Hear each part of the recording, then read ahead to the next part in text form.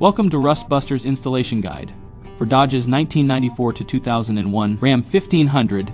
Before you begin, if you are uncomfortable performing any of these procedures, we strongly suggest seeking a qualified professional. Make sure you have all required tools and utilities. Follow all manufacturer's safety precautions. Step 1. Disconnect the vehicle's battery. Inspect for fire hazards such as leaking fuel lines or engine components. Repair or remove any hazards before starting.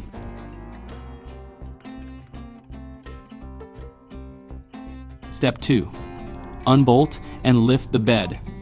Move any fuel or brake lines. Drop the fuel tank and uninstall the exhaust. Step 3. Cut off the factory rivet heads. Remove the crossmember and clear the holes.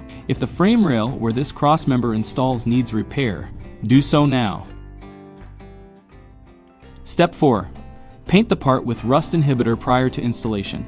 We recommend our Rustbuster Rust Converter and Primer Spray Paint. Step 5.